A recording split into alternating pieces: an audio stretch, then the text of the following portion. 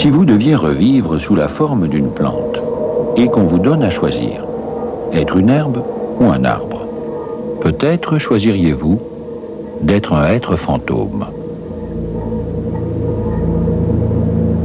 Personne ne sait ni l'âge qu'ils ont, ni pourquoi ils ont cette forme.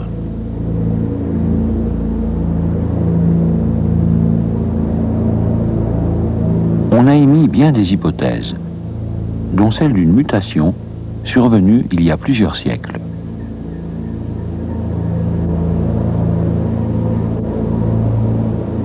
Le plus étrange est qu'on les trouve en Europe, le long d'une ligne qui va du Danemark à la Bretagne, en passant par l'Allemagne et la Champagne. Du coup, certains n'excluent pas que, s'il y a eu mutation, elle ait pu être provoquée par le passage d'un météore radioactif. Certains de ces êtres ont même l'air d'avoir été humains.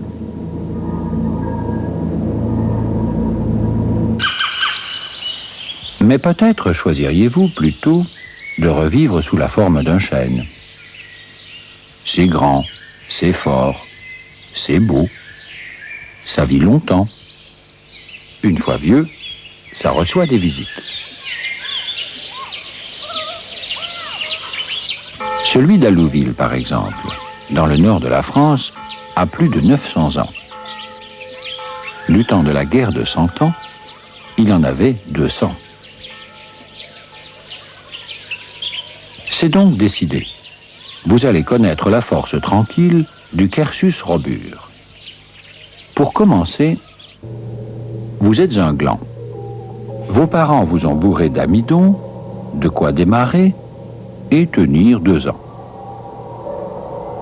Après quoi, ayant fait des racines, vous êtes capable de grandir tout seul.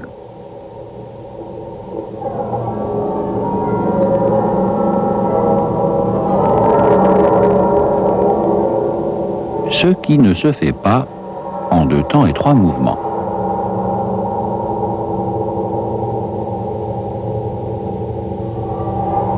Bien au contraire, en 3 temps et 2 mouvements. Premier temps. Le chêne croît en hauteur.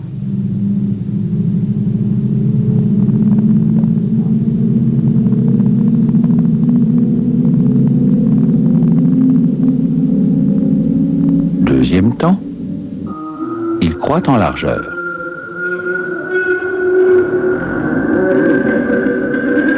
Troisième temps, il croît en sagesse. Apparemment, il ne se passe rien. En fait, c'est le moment où le bourgeon pilote rassemble ses forces avant de repartir.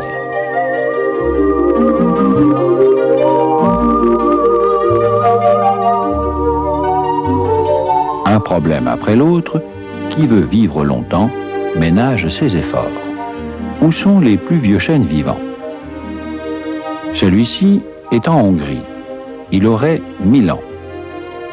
Mais depuis peu, environ un siècle, il est entré en agonie. Pourtant, il croît toujours. À la différence des animaux et des hommes, un arbre peut grandir et avoir des enfants jusqu'à sa mort.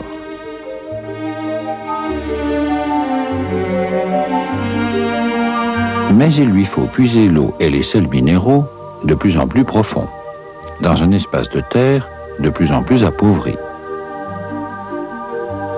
Sans compter qu'il devient de plus en plus difficile de faire monter la sève jusqu'à 50 mètres de hauteur, comme ici. Et puis la ramure commence à peser.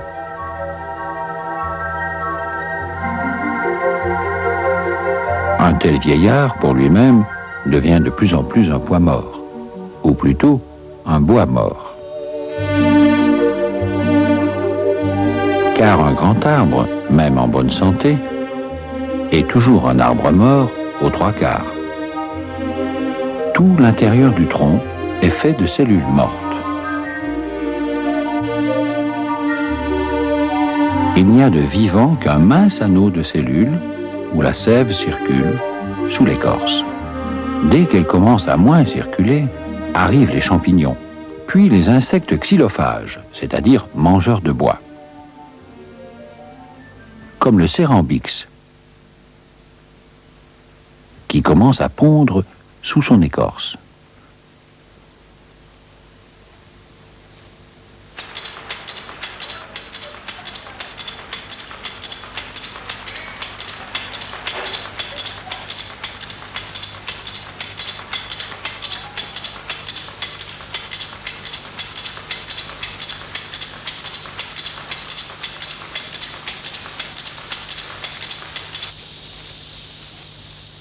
Les œufs deviennent des chenilles.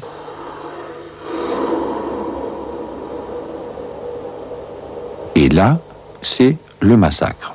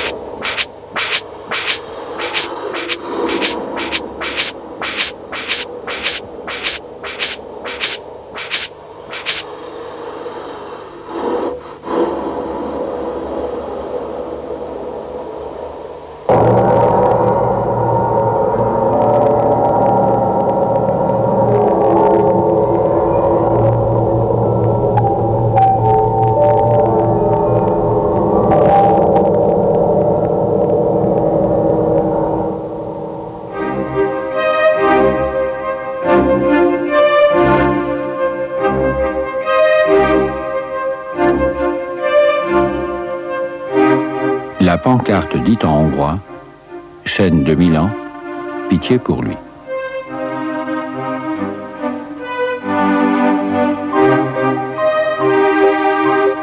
Il arrive que le chêne vive encore plus vieux, mais à l'état de fantôme vivant. Celui-ci, au Danemark, s'est libéré de son poids mort, en somme de son squelette.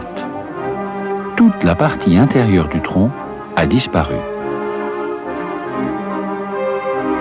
Il ne vit plus que par un seul côté de ce qui fut son anneau de cellules vivantes.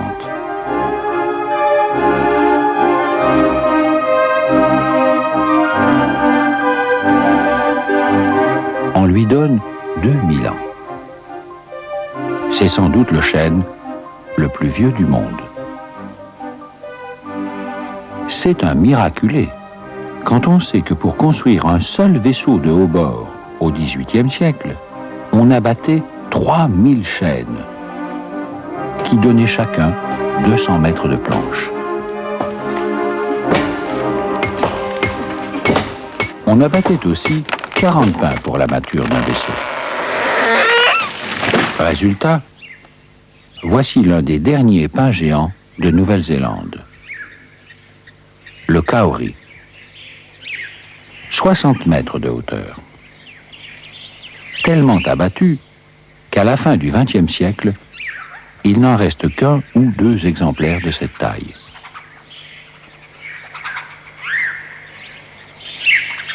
Les Néo-Zélandais en sont réduits à récupérer leurs graines pour les replanter. Ceux qui reverront la forêt de kauri vivront en l'an 2300. C'est laborieux d'être un géant.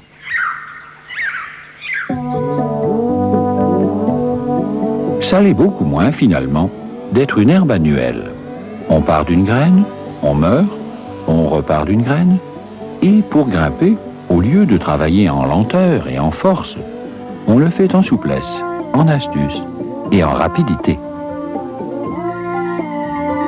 Le liseron, par exemple, peut atteindre jusqu'à 5 mètres, à condition de trouver un support vertical.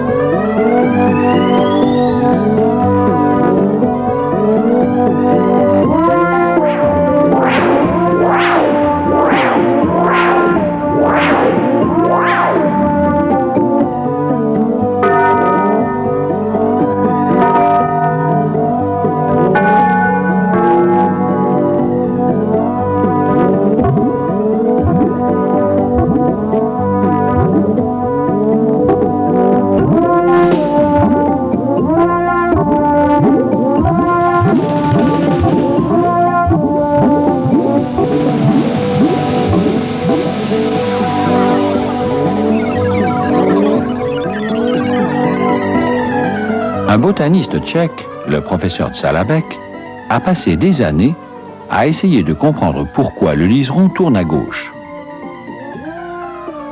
Et cela dans quelque pays qu'il soit. Alors que toutes les plantes volubiles, où qu'elles soient, tournent obstinément à droite. Le même professeur tchèque a voulu montrer que le liseron est têtu comme une plante et s'obstine à se brûler la tête.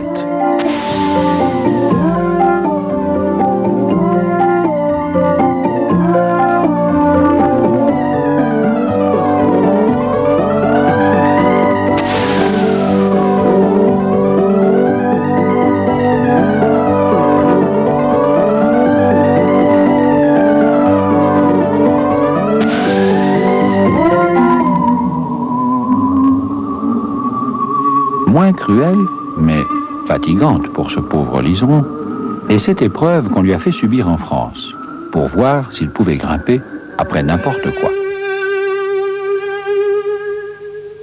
S'il pouvait penser, il dirait « Ah, c'est intelligent ».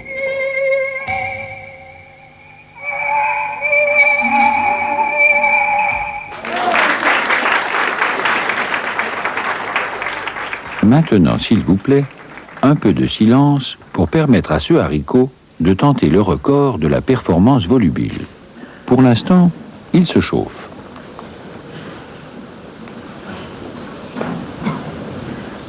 Voici plus sérieux. Un tuteur de 2 cm de diamètre.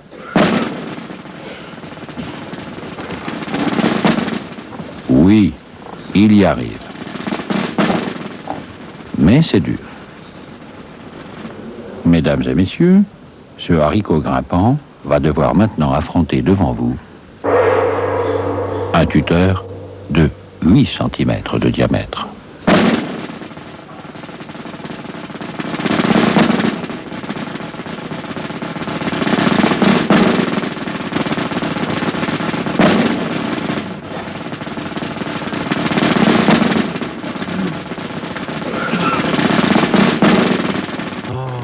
On l'applaudit quand même.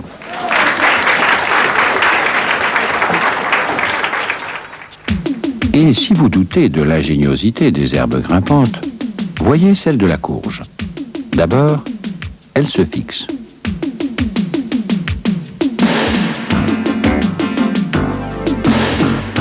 Ensuite, pour résister en souplesse au vent, elle se fabrique un amortisseur.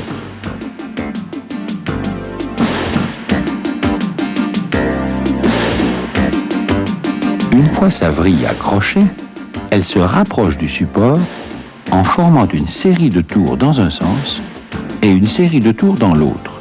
Exactement le même nombre de tours dans les deux sens.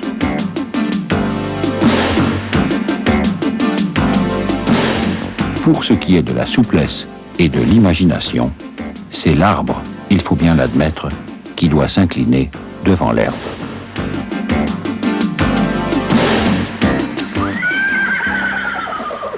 Passons à l'épreuve d'alpinisme. Entre la France et l'Espagne, fin juillet. Les Pyrénées. Les derniers arbres ont été largués 700 mètres plus bas, à 2300 mètres.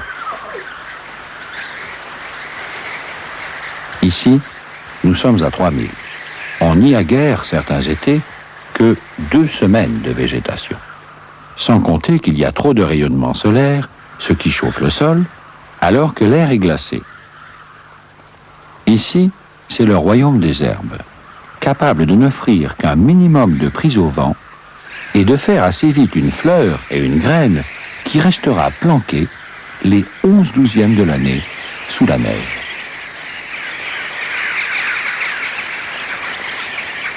Les renoncules, l'adonis des Pyrénées, les saxifrages, dont le nom signifie briseur de pierre,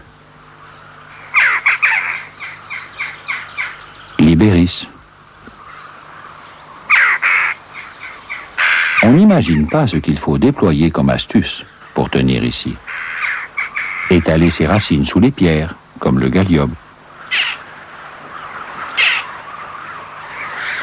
Au printemps et en automne, quand la terre est humide et qu'il y a de brusques différences de température entre le jour et la nuit, sous chacun des cailloux de l'éboulis se forme une colonnette de glace qui soulève les cailloux jusqu'à 5 ou 6 cm de hauteur. Et quand les cailloux se touchent, c'est tout l'ensemble du pierrier qui, chaque soir, se soulève et chaque matin retombe avec le dégel. Pire encore pour les plantes. Les cailloux ne sont pas soulevés verticalement, mais perpendiculairement à la pente. Par contre, le matin, au dégel, ils retombent verticalement. Ce qui fait que tout le pierrier descend de la montagne chaque matin de 2 à 3 cm par un mouvement en dents de scie. Comment pousser dans ces conditions? S'enraciner plus solidement que tout le monde, comme la violette de la Pérouse. Glisser sa fleur entre les cailloux, ce n'est pas suffisant. Encore faut-il éviter ceci. Les plantes des éboulis glaciaires ont fini par trouver la solution.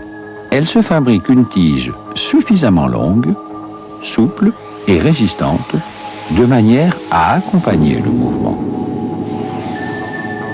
au lieu de lui résister.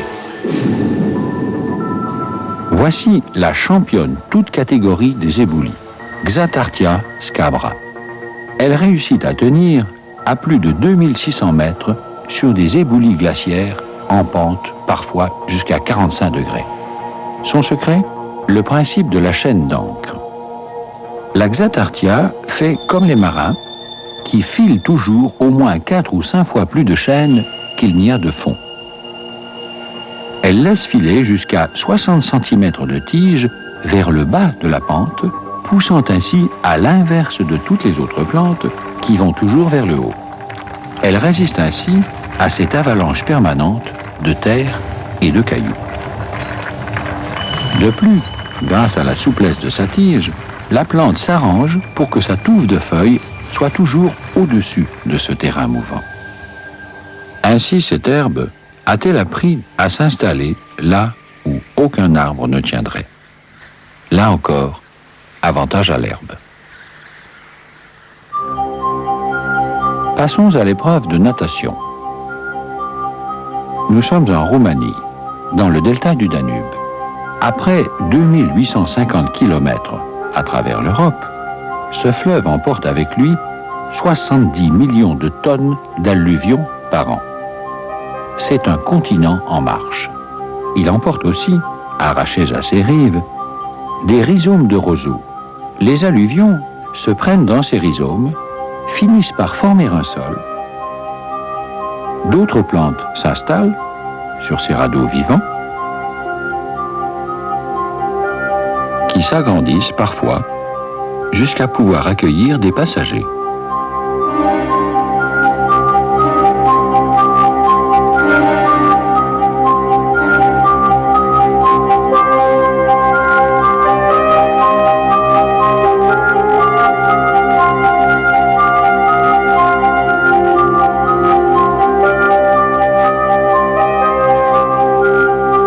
Arrivant à l'embouchure du Danube, les îles de roseaux finiront par couler, formant au cours des siècles des lagunes qui font reculer la mer Noire. C'est ainsi que la ville grecque d'Istria, qui était un port, s'est peu à peu retrouvée à l'intérieur du delta et a fini par être abandonnée par les hommes, investie, puis ensevelie par l'invincible armada des îles de roseaux. On ne l'a retrouvée qu'en 1914, 2000 ans après qu'elle ait cessé de pouvoir accueillir des navires en chaîne.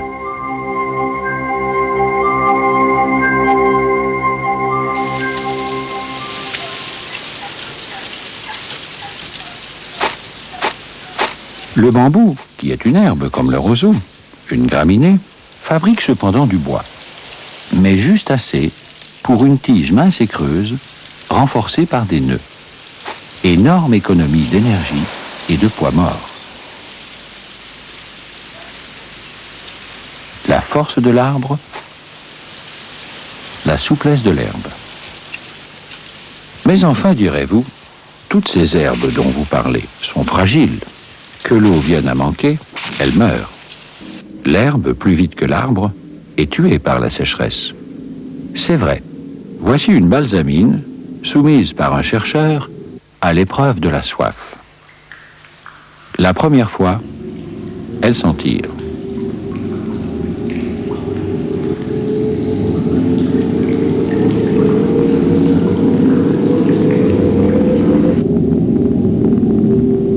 La deuxième fois,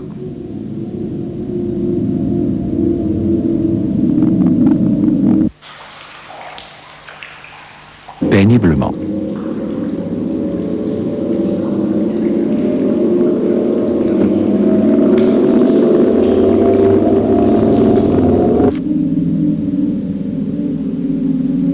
La troisième fois,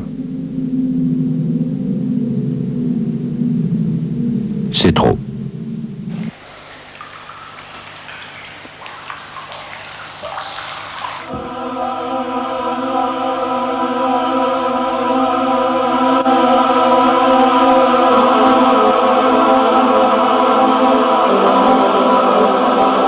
Alors, il faut de l'eau, et tant qu'à faire, de l'eau chaude, comme celle de cet étang qui produit de la vapeur. Et voici l'herbe peut-être idéale pour se réincarner.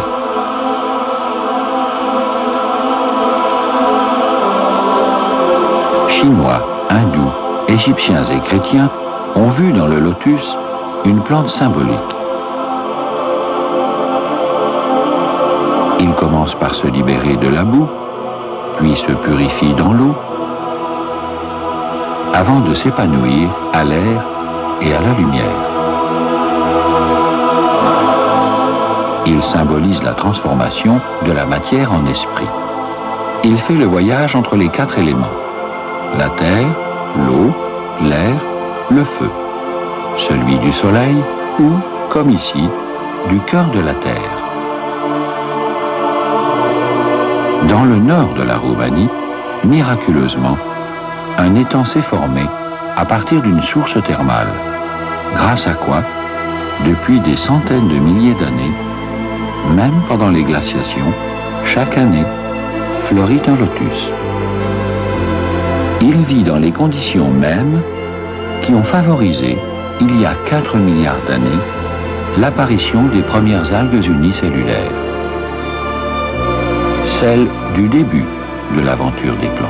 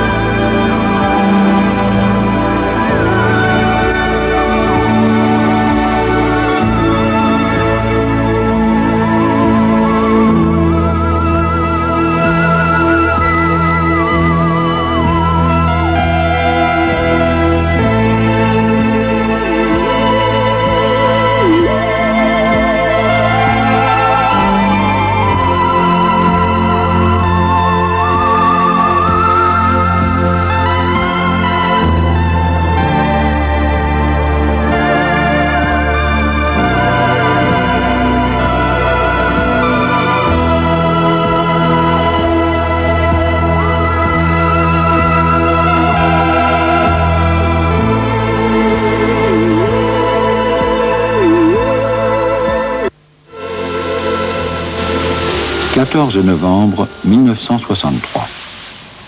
30 km au sud-ouest de l'Islande.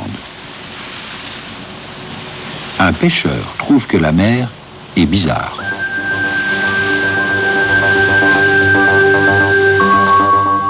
Un volcan est en train de sortir de la mer.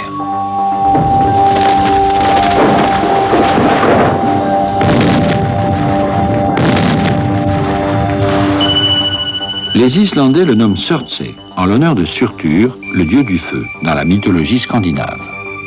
18 mois plus tard, sur cette terre absolument vierge, la première plante est là. Une spécialiste des plages, un kakilé. La graine est arrivée par la mer.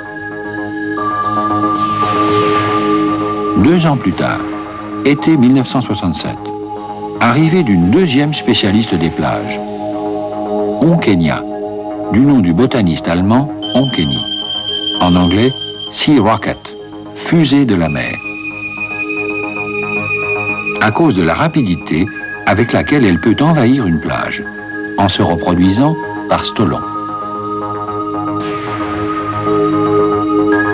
Dès lors, chaque année, des graines arrivent.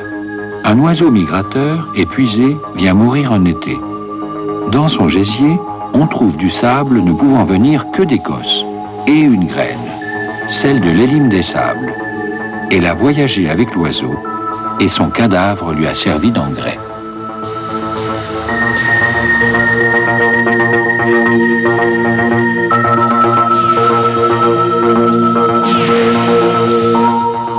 Et puis arrivent les insectes, les araignées, venues d'Islande ou d'ailleurs, suspendues à leur fil, comme en aérostat.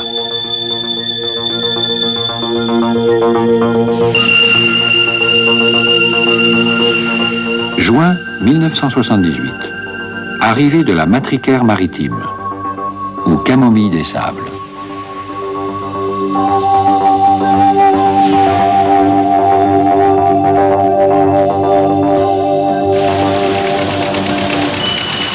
Juin 1984.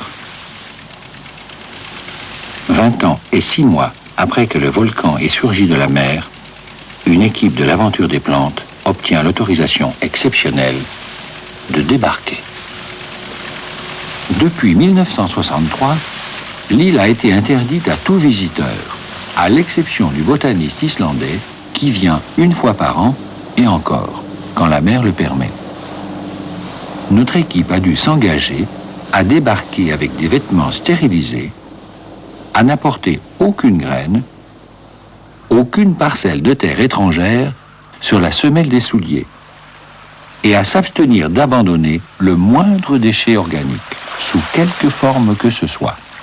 La science tient là l'occasion unique d'observer comment la vie s'empare peu à peu d'une terre au départ abiotique, c'est-à-dire sans la moindre vie. D'une part, comme cela s'est fait il y a des millions d'années par l'apparition des premières formes végétales au début de l'évolution, et aussi par le débarquement, sans intervention humaine, des graines de plantes évoluées.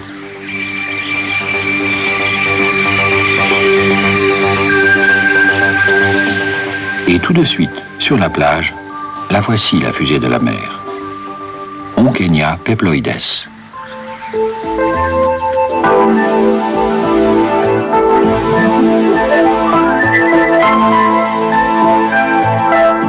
Juste à côté, l'un des plus célèbres membres des commandos d'infanterie de marine végétale, le carex maritime.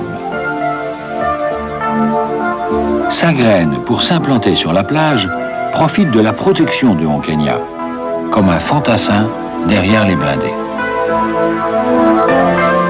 Et voici la cabane des botanistes, envahie depuis l'année dernière par le sable de lave. Notre équipe va devoir y passer la nuit. Les piquets des botanistes marquent l'endroit précis et la date d'apparition de chaque plante.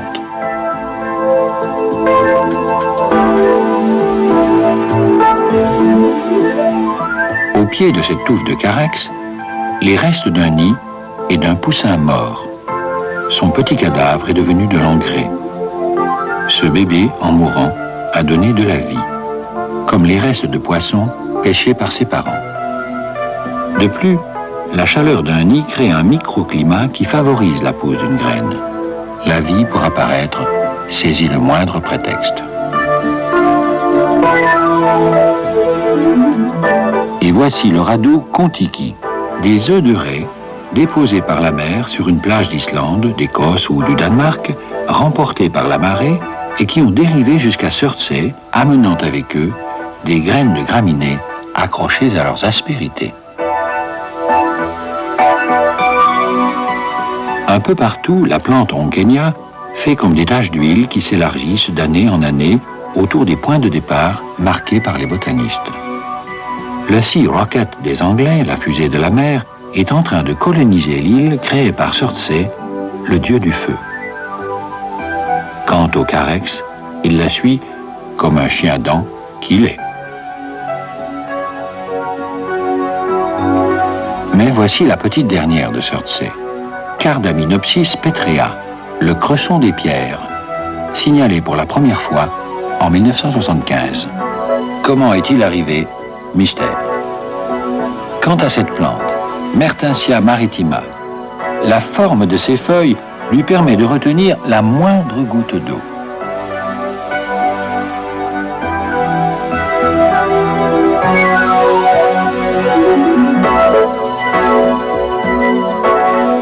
Et là voici la plante dont une graine était arrivée d'Écosse, dans le gésier d'un oiseau venu mourir sur l'île, l'élime des sables. Depuis, il a envahi la plage.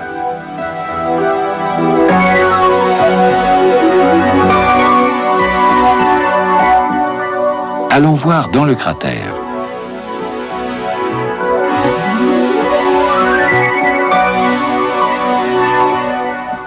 Ici, pour les plantes, c'est invivable.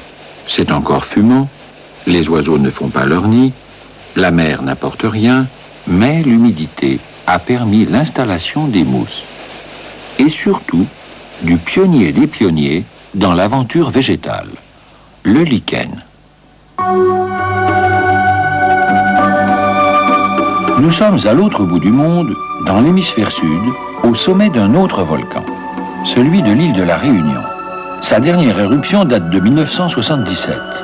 8 ans plus tard, là aussi, dans le cratère, déjà des lichens. Plus bas encore, dans l'hémisphère sud, nous sommes en terre de feu, climat en permanence froid et humide. Sur les arbres, des lichens.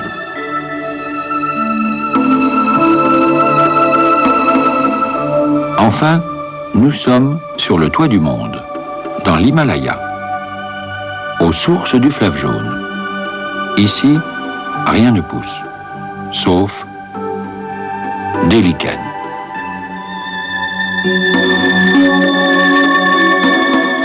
Qui donc, à part les botanistes, se préoccupe de savoir ce qu'est un lichen? Et pourtant, seul le lichen est capable, comme il l'a fait au début de la conquête de la Terre par les végétaux, de remplir cette mission apparemment suicide. Implanter sur le rocher absolument nu une tête de pont végétal, qui permettra, beaucoup plus tard, aux autres de s'installer. Les mousses, puis les fougères, puis le gros de la troupe, les bouleaux, les pins, etc. arbres. Car les lichens sont des pionniers. Et le sort des pionniers, c'est de préparer le terrain pour ceux qui en profiteront en les éliminant. Rien que pour cela, les lichens auraient droit au grade d'officier dans l'ordre des palmes botaniques. Mais il y a mieux. Ils méritent la médaille d'amour. Car un lichen, on le sait depuis 1867, c'est une association amoureuse entre un champignon et une algue.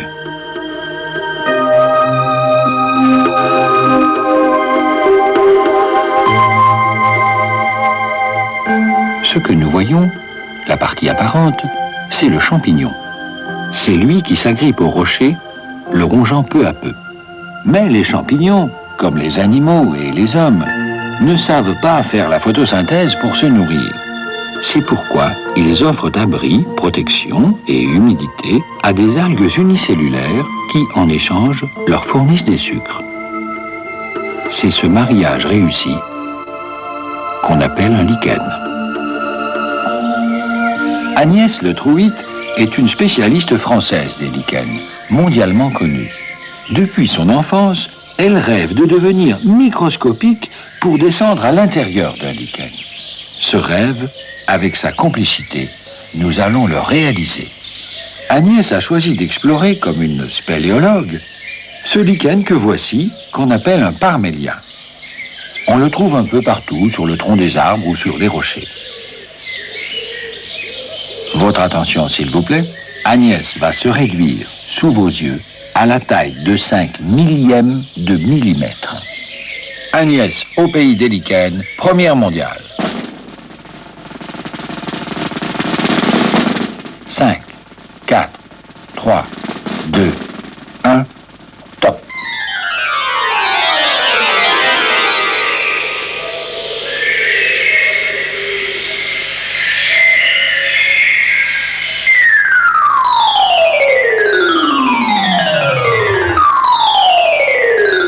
Voilà. Je suis sur le toit du lichen. En cherchant bien, vous pourriez encore me voir. Je mesure 1,5 mm.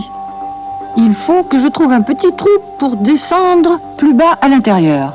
Seulement pour ça, il faut que je me réduise encore. Ça y est. Là, je suis 100 000 fois plus petite qu'en réalité. Allez, hop, je descends.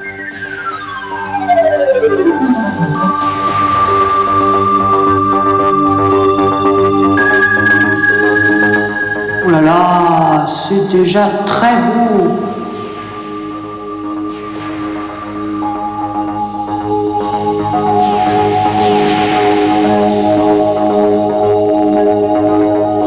Là, je traverse le toit formé par le champignon.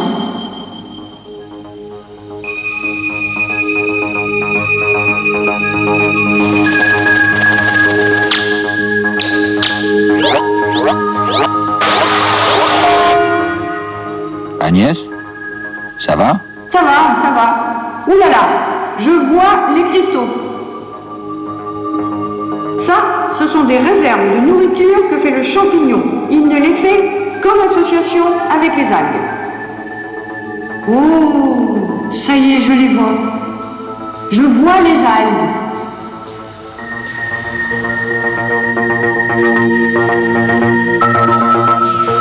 Et le champignon les enserre amoureusement.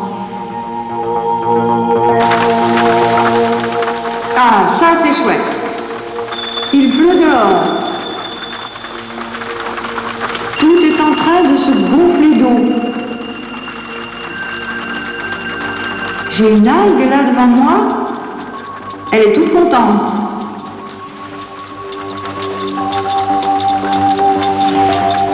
Elle est en train de fabriquer du sucre.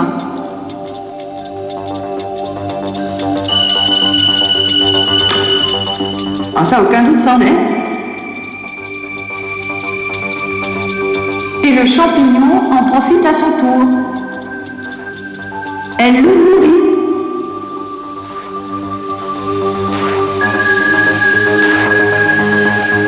Bon, qu'est-ce que je fais? Je remonte? Non, je vais quand même aller regarder un petit peu au sous-sol. Oui, bon, bah, c'est bien ce que je pensais. Il n'y a que des champignons. C'est la cave, quoi. Bon, je remonte. Il faut que je trouve une apothécie. Une apothécie, si vous voulez, c'est une sorte de base de lancement des spores du champignon. Voilà, je regarde en dessous. Je vois les sacs de spores.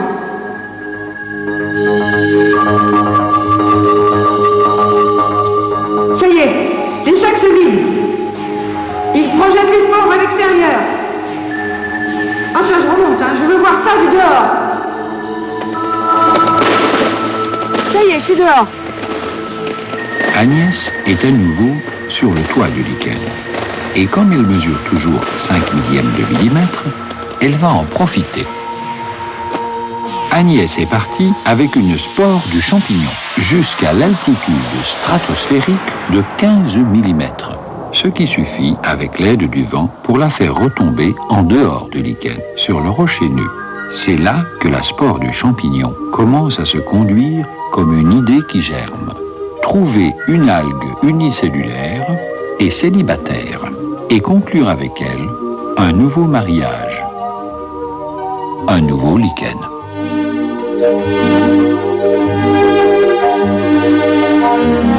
Et quelle que soit la forme de lichen, c'est ainsi qu'il vit. Maritalement, avec une algue. En tout, 18 000 espèces de lichens recensées jusqu'à présent. 18 000 formes de mariage heureux entre un champignon et une algue.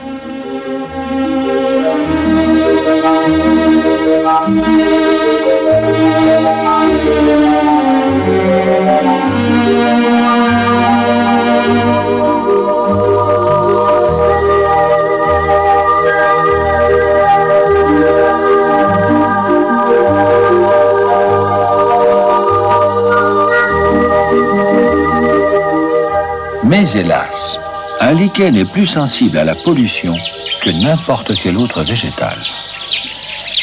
Sur le toit de cette ferme s'est installé un Xanthoria, un lichen ami de l'homme. En tout cas, il adore les engrais azotés que l'homme pulvérise. Mais voyez, il est mort dans la coulée de pluie venant de la girouette, parce qu'elle est en cuivre. Et l'on connaît, depuis les années 50 à 60, les lichens qui ne s'approchent plus à moins de 50 km de Paris.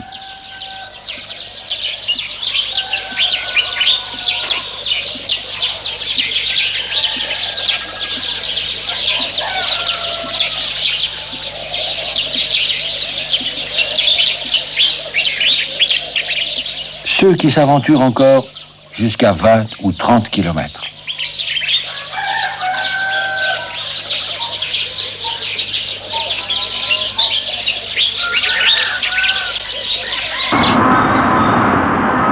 Et voici l'unique lichen qui peut tenir encore jusqu'à 2 km de la Tour Eiffel.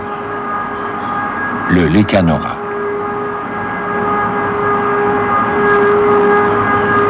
En l'an 2000, sera-t-il toujours là? Affaire à suivre. Mais si vous avez des lichens autour de votre maison, restez-y. Cela veut dire que l'air n'y est pas pollué.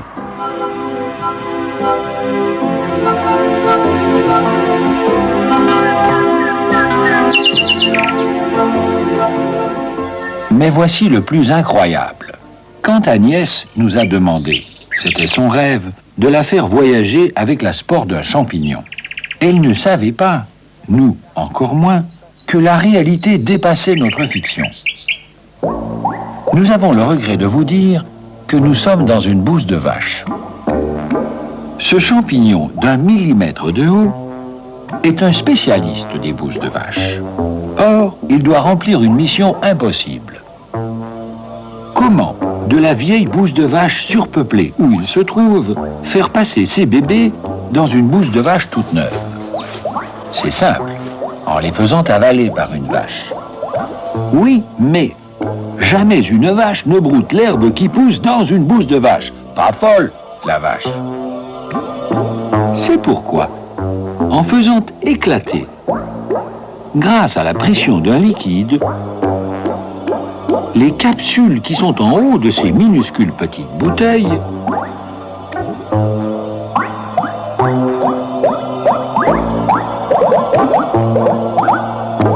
le champignon projette ses bébés jusque dans l'herbe fraîche, à 2 ou 3 mètres de la bouse de lancement. Évidemment, ils peuvent se retrouver dans une autre vieille bouse de vache, mais ça, c'est la vie. Or, il se trouve que le champignon a un bon copain. N'est-ce pas quand on est dans la bouse qu'on reconnaît ses vrais amis? C'est un ver microscopique et et qui a le même problème que le champignon. Il doit se faire avaler par une vache, aller jusque dans la panse de la vache. Là, il doit changer de métro, prendre la direction poumon. Arrivé là, il prend l'air et il fait l'amour. Aussitôt, ces bébés foncent vers la ligne principale du métro, celle qui part de la station Gueule de Vache pour arriver à Bouse de Vache. Mais pour cela, au départ, il faut sortir de la bouse. Alors, le ver dit au champignon, « Sors-moi de là !» Et non seulement il fait du stop avec les spores du champignon, mais le plus extraordinaire, c'est que le champignon l'aide en fabriquant à la base de la capsule, en haut de la bouteille, une collerette spéciale, bien gluante, autour de laquelle le ver n'a plus qu'à s'enrouler.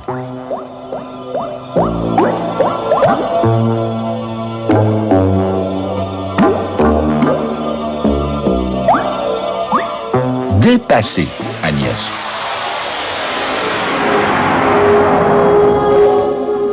Nous sommes dans le désert du Namib, au sud de l'Afrique, sur la côte atlantique. Température au sol dans la journée, 50 et jusqu'à 70 degrés centigrades. Il ne pleut jamais. Mais chaque nuit, venant de la mer, arrive un brouillard. Ce qui suffit pour que vive ce lichen. Le seul lichen qui ne se fixe nulle part. Il se promène dans le sable avec le vent qu'il accumule dans les creux. Chaque nuit, il boit l'humidité du brouillard. Chaque matin à l'aube, avant qu'il ne fasse trop chaud, il demande à sa petite algue intérieure de faire vite un peu de photosynthèse pour les nourrir tous les deux.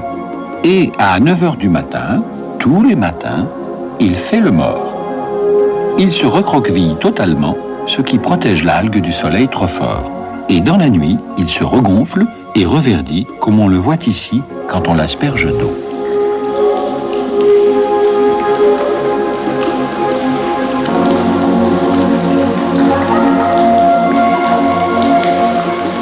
C'est ce qu'on appelle la reviviscence.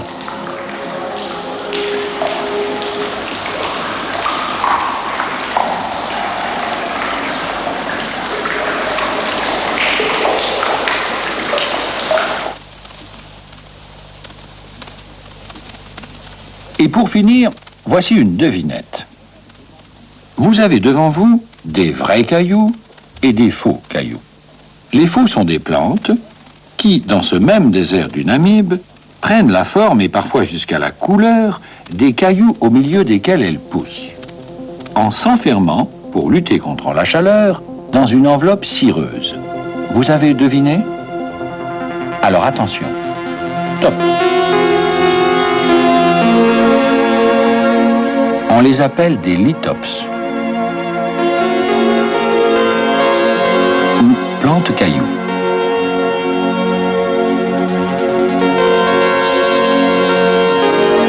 Un rien d'humidité suffit, une fois par an, pour les faire éclore.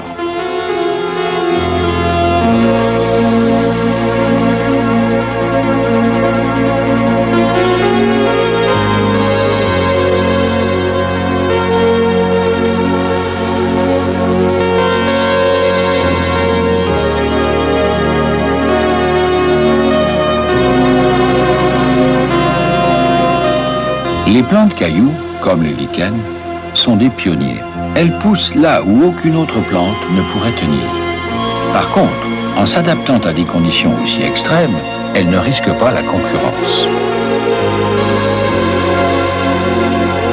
Mais dans le prochain épisode de l'aventure des plantes, intitulé « Les conditions extrêmement extrêmes », vous verrez encore plus étonnant.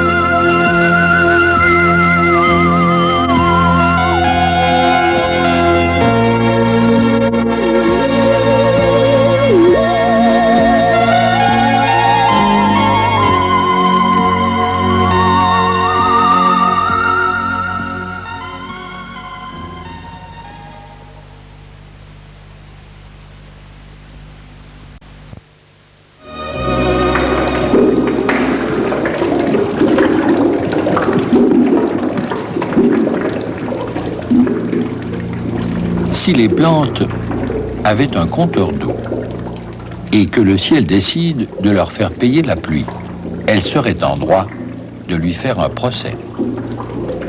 Les Allemands Claudius et Keller, en 1951, ont calculé que la végétation de l'Allemagne fédérale retourne à l'envoyeur, c'est-à-dire au ciel, 38% de la pluie qu'elle reçoit, grâce à la transpiration des feuilles.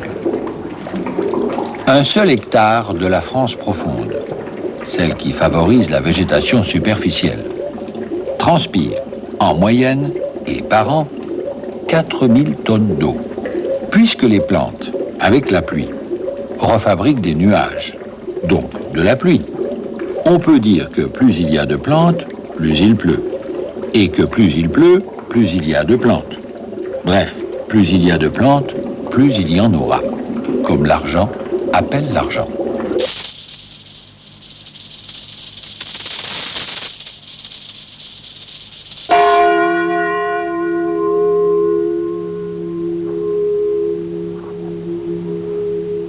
Mais pour rendre au ciel ce qui est au ciel, encore faut-il qu'il vous l'ait prêté. Et à des conditions acceptables.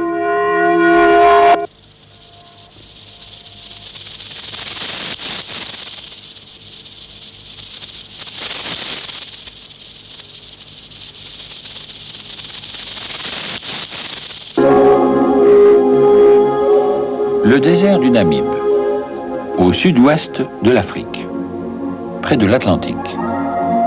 Ici, il ne pleut pratiquement jamais. Par contre, chaque nuit, un brouillard arrive de la mer. On peut le voir encore le matin de bonne heure.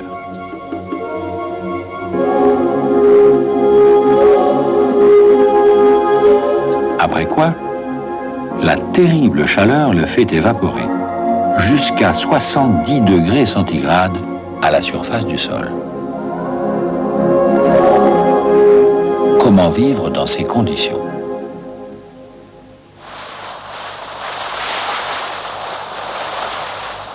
Cette graminée s'en tire de deux façons. D'une part, elle enfonce verticalement juste ce qu'il faut de racines pour ne pas être emportée par le vent.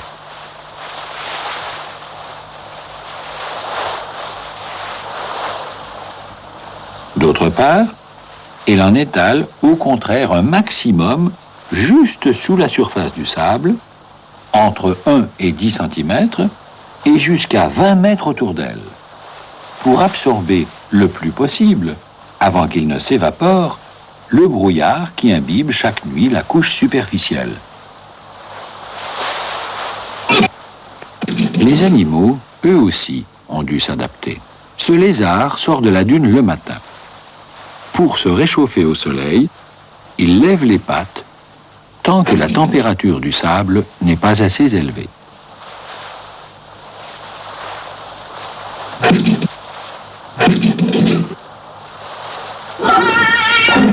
À mesure que dans la matinée elle atteint puis dépasse 40 degrés, il lève une patte de temps en temps pour éviter de se brûler.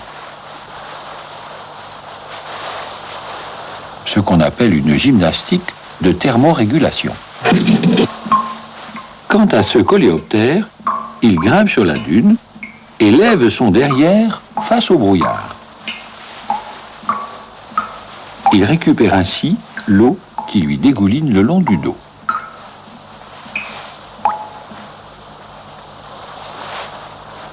Cet autre, la nuit, fait des petites tranchées dans le sable face à la direction d'où vient le brouillard, pour boire les gouttes qui se condensent le long de ces mini-falaises.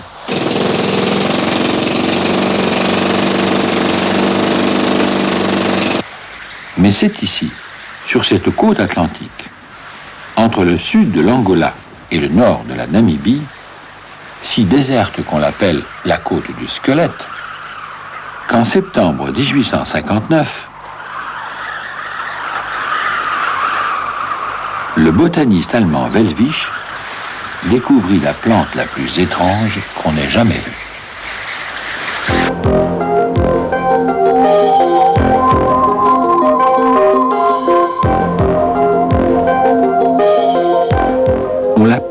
depuis le welwitschia. Le welwitschia fait des cônes comme les sapins, ce qui voudrait dire qu'il est très ancien dans l'évolution. Mais il présente aussi certains caractères des plantes à fleurs modernes. Certains botanistes voient là un pithécanthrope végétal, le chaînon manquant dans l'évolution des plantes. On croirait qu'il étale plusieurs feuilles dans le sable. En fait, il n'en a que deux, mais qui se déchirent, se tordent et se dessèchent par l'extrémité à mesure qu'elles poussent par le pied. D'où cet aspect dramatique et le fait qu'on l'appelle en Namibie la pieuvre du désert. De près, on s'aperçoit que les feuilles sont percées d'innombrables petits trous qui leur permettent d'absorber, chaque nuit, la condensation du brouillard. Quel âge peut-il atteindre? En 1966, l'analyse au carbone 14 a donné l'âge de 1000 ans. Comme la plante est toujours vivante et en parfaite santé, malgré son air agonisant, on pense qu'elle peut atteindre et dépasser 2000 ans. Les cônes du welwitschia produisent des graines qui n'ont guère plus de 20% de chances de germer et qui peuvent attendre plusieurs années. Le plus étrange est qu'on ne voit jamais de jeunes welwitschia auprès des vieux, ni plus loin d'ailleurs dans ce désert. Pourtant, on ne voit pas de prédateurs. Apparemment, ces vieillards seraient les derniers représentants de leur espèce.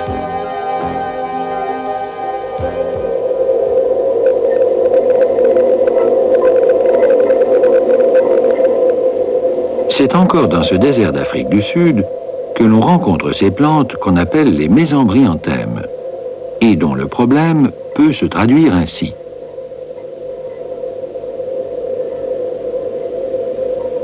J'ouvre mon fruit et je largue ma graine, à condition qu'il pleuve.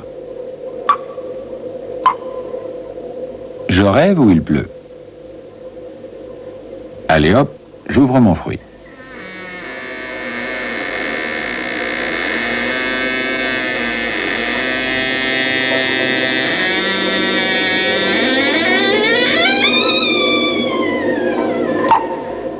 Cette fois, je ne rêve pas. Il pleut. Allez, j'ouvre mon fruit.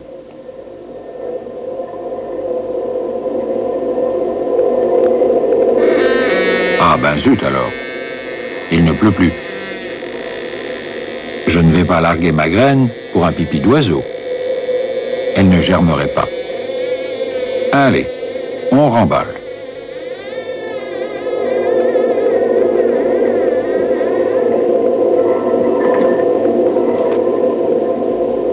Évidemment, la plante ne pense pas. Elle fait mieux.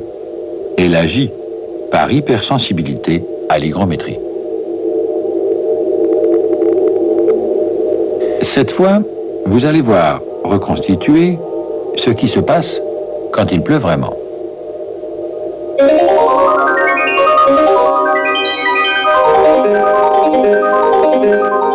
La forme creuse des capsules du fruit, en petites cuillères, fait que les graines sont éjectées par les gouttes. Ainsi, la plante est sûre que sa graine va profiter d'une vraie pluie, car l'éjection n'a lieu que lorsqu'il pleut suffisamment longtemps et avec assez de force. La perfection des fruits des mésembryantèmes a depuis longtemps inspiré les bijoutiers d'Afrique.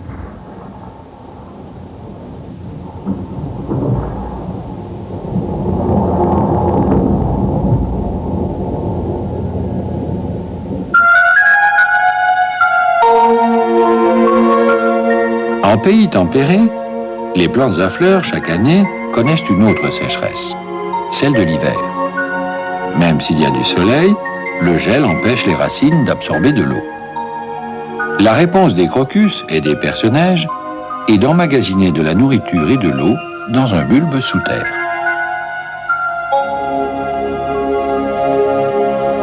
Dès que les jours sont meilleurs, personne ne se fait prier pour sortir.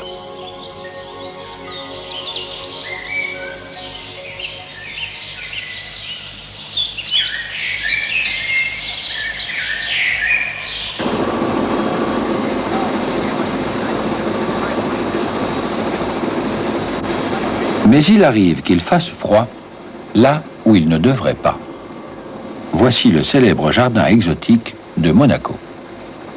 La plupart des plantes qu'on y a patiemment rassemblées représentent le nec plus ultra de l'adaptation à la chaleur et à la sécheresse. Sur ce rocher exposé plein sud, qui capte la chaleur du soleil et de la mer en hiver, les plantes sont miraculeusement protégées. En fait, beaucoup vivent ici en plein air, à la limite de leur climat d'origine.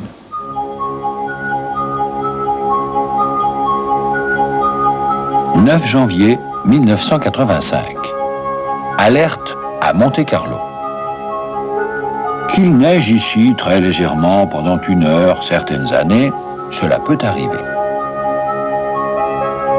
Mais à ce point, pour les plantes grasses, c'est grave. Pendant 2 nuits, la température tombe à -4 degrés centigrades. Les cactus cierges du Mexique, largement centenaires, n'avaient pas vu cela depuis 1956. Les aloés, pour qui janvier c'est l'été, puisqu'elles sont originaires de l'hémisphère sud, ont été surprises en pleine floraison.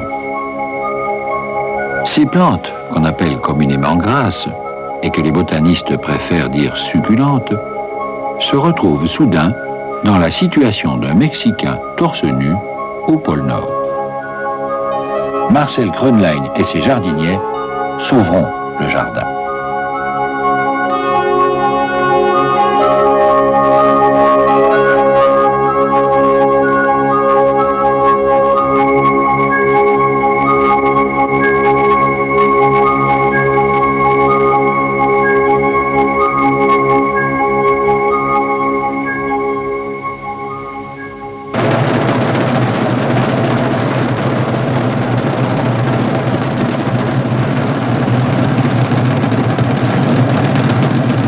Six mois plus tard, juillet 1985, nous avons décidé de surprendre, dans les serres du même jardin exotique, les cactus dont les fleurs ne s'ouvrent que la nuit.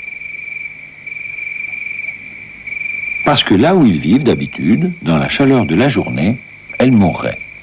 Des fleurs qui ne s'ouvrent qu'un soir, 1 fois par an, et qui meurent le lendemain matin, au premier rayon du soleil.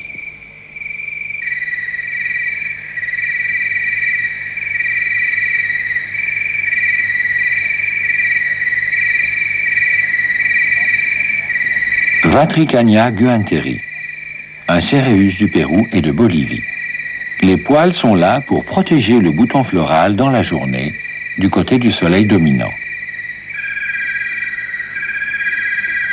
Et voici le Pilosocéreus. Il se coiffe d'un bonnet de laine qui joue pour lui le rôle du burnous arabe, ce qui le protège de la chaleur le jour et du froid la nuit. Au Brésil et au Mexique, avec cette laine, on rembourre des coussins et la selle des chevaux. Toutes ces fleurs, qui ne vivent qu'une nuit, sont blanches ou rosées. Ce qui se voit le mieux pour les chauves-souris ou les papillons nocturnes. Le nectar de la fleur coule. Il n'a pas été bu. Voilà, c'est l'aube.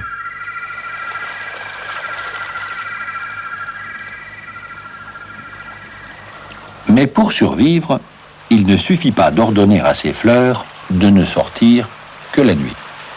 Encore faut-il, dans la journée, résister à la chaleur et au manque d'eau.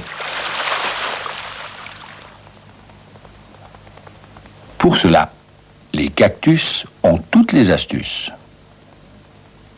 D'abord, remplacer les feuilles par des aiguilles, qui réduisent la transpiration. Celles de ce Trichocéreus du Chili ont le record du monde de longueur, 30 cm.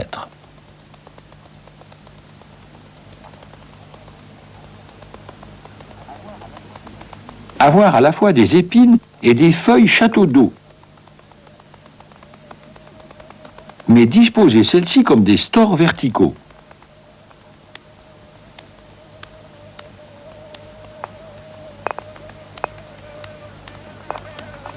Comme ces étranges colonnes de Madagascar, découvertes par le français Grandidier, et qui sont parmi les plantes succulentes les plus rares du monde.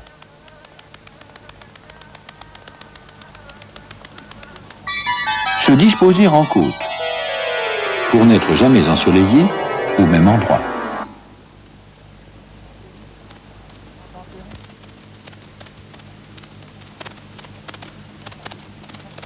Fabriquer du papier autour de soi, pour créer une circulation d'air, comme ce Papyracanthus.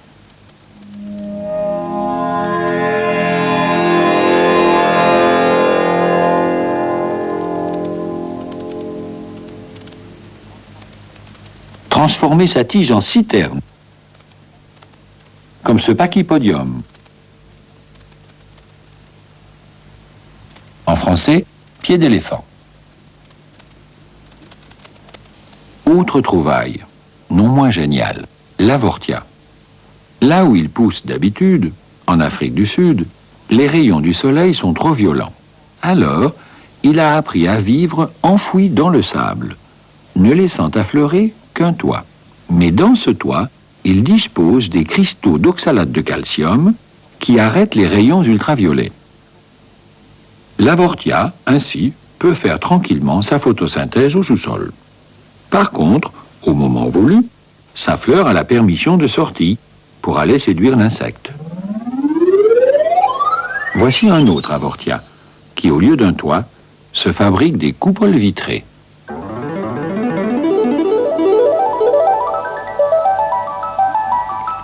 Les fleurs des cactus qui sont autorisées à sortir le jour n'ont plus de raison d'être blanches. Ainsi, cet Astrophytum, qui pousse dans le centre et le nord du Mexique. Sa fleur est jaune, parce que c'est la couleur la mieux vue des insectes du jour.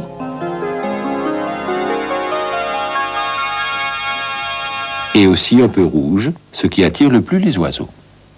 Les cactus ne sont pas les seules plantes à savoir lutter contre la chaleur et l'aridité, ce qui sous-entend l'horreur du froid. Ce serait oublier notamment la famille des Crassulacées, dont le mérite n'est pas mince, d'autant que le nom veut dire épais. En latin, crassus. Le mot crasse a la même origine. Les feuilles des Crassulacées retiennent de l'eau grâce à l'épaisse couche de cire dont elles savent se recouvrir.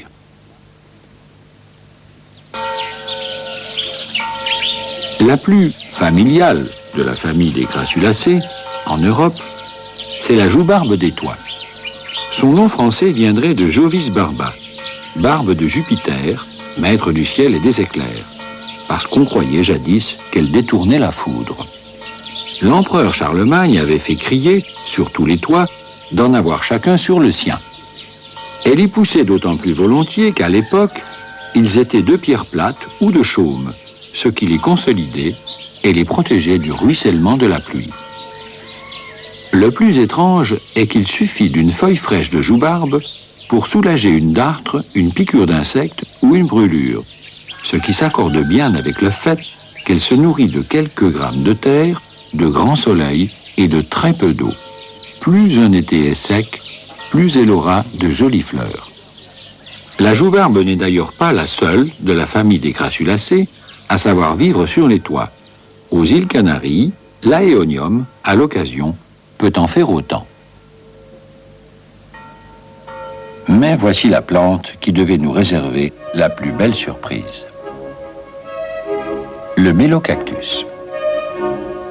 Aux Antilles, à cause de son bonnet à poils, on l'appelle tête à l'anglais. 9 semaines de tournage. La caméra de notre opérateur Jacques Chaussard a enregistré une image toutes les 12 minutes.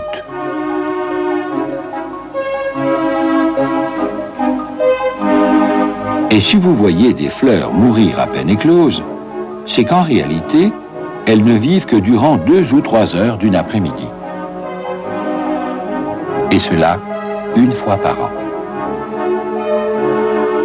Encore faut-il, pour commencer à fleurir, que le mélocactus ait atteint l'âge de 8 à 10 ans. Au mois de juin, le mélocactus produit des fleurs. Un mois plus tard, en juillet, ces fleurs donnent des fruits. Mais le mélocactus continue à faire des fleurs, tout en sortant ses premiers fruits.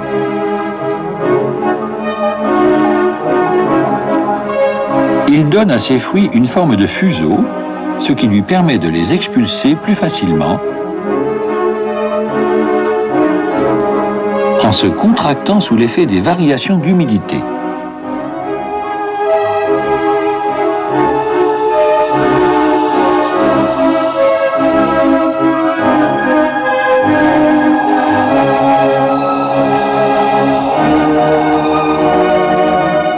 C'est entre le 20 octobre et le 15 novembre que nous avons réussi à mettre en évidence l'étonnante capacité du mélocactus à réagir à la chaleur et à l'humidité ambiante. À cette époque de l'année, il sort ses derniers fruits. Les jours sont plus courts, les écarts de température et d'évaporation sont plus grands. On dirait qu'entre la nuit et le jour, il respire.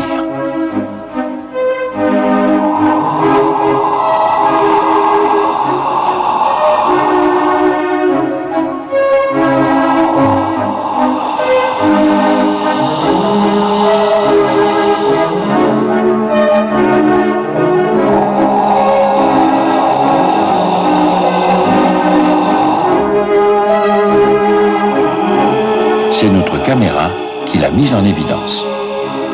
Voilà ce qu'un cactus, avec son air buté, a pu apprendre à faire. Se contenter du sable, du soleil et de l'air de la mer. Atteindre ainsi, sur une plage des Antilles, l'âge de 200 ans. Quel homme peut en faire autant ?